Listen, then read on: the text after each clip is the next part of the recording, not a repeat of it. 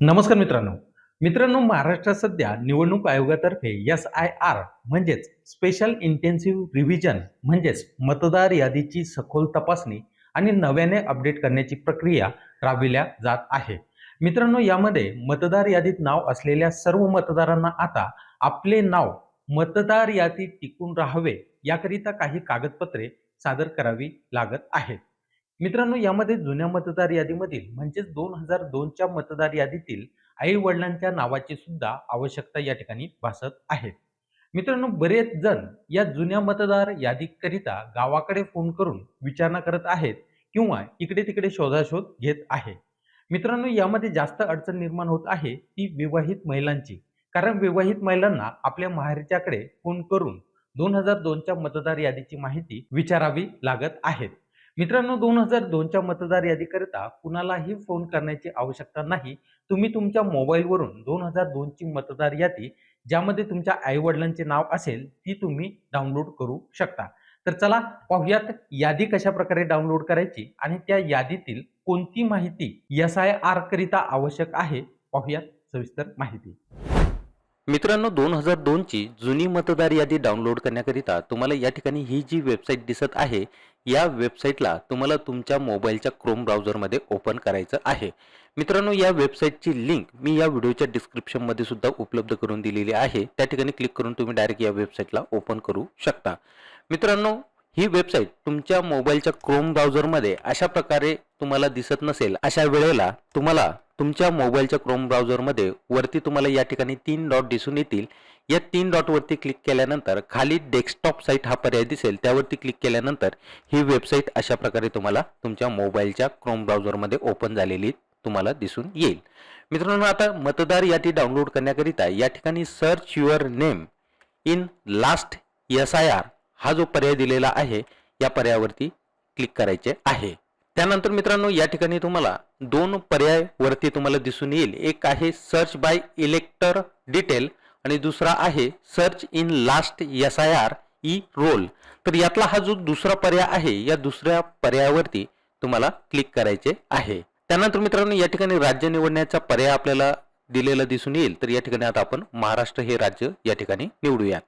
त्यानंतर डिस्ट्रिक्ट म्हणजे जिल्हा या ठिकाणी आता आपल्याला या ठिकाणी क्लिक करून निवडायचा आहे.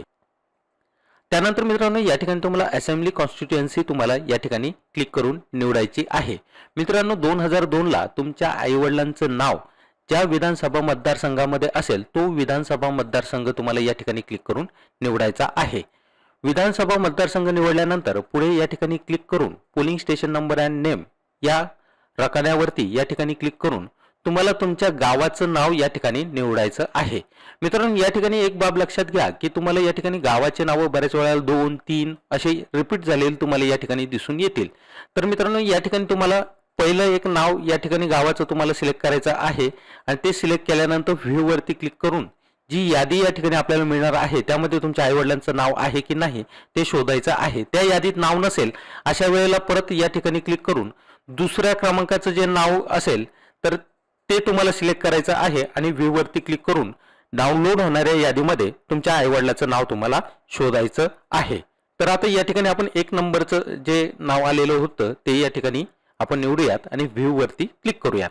तर व्ह्यू वरती क्लिक केल्यानंतर लगेचच तुम्हाला या ठिकाणी मतदार यादी 2002 राज्य महाराष्ट्र या ठिकाणी डाउनलोड झालेली तुम्हाला दिसून येईल. या ठिकाणी तुम्हाला विधानसभा मतदारसंघ औरंगाबाद पूर्व या ठिकाणी आपल्याला पाहायला मिळत आहे. तर मित्रांनो, या ठिकाणी ही जी यादी आहे, या यादीला खाली स्क्रोल केल्यानंतर खाली तुम्हाला मतदारांची नावं या ठिकाणी तुम्हाला दिसून येत आहे. तर मित्रांनो, आता यामधील कोणती माहिती आवश्यक असणार आहे, तर मित्रांनो, या ठिकाणी तुमच्या पालकाचं नाव तुम्हाला या यादीमध्ये सापडल्यानंतर या ठिकाणी अनुक्रमांक जो आहे, तर या यादीतला या कॉलममध्ये दिलेला हा अनुक्रमांक एक तुम्हाला लागणार आहे. त्यानंतर या ठिकाणी मतदारसंघ क्रमांक जो आहे या ठिकाणी दिलेला हा सुद्धा तुम्हाला लागणार आहे. त्यानंतर यादी भाग क्रमांक या ठिकाणी दिलेला आहे, तर हा सुद्धा लागणार आहे. तसेच तुमच्या पालकाचं जे नाव असेल त्या नावाचा या ठिकाणी दिलेला जो क्रमांक आहे, या ठिकाणी यादीतला हा जो क्रमांक दिलेला आहे याची सुद्धा तुम्हाला आवश्यकता पडणार आहे. तसेच या ठिकाणी मतदार ओळखपत्र क्रमांक दिलेला आहे, तर हा मतदार ओळखपत्र क्रमांक सुद्धा या ठिकाणी आवश्यक असणार आहे.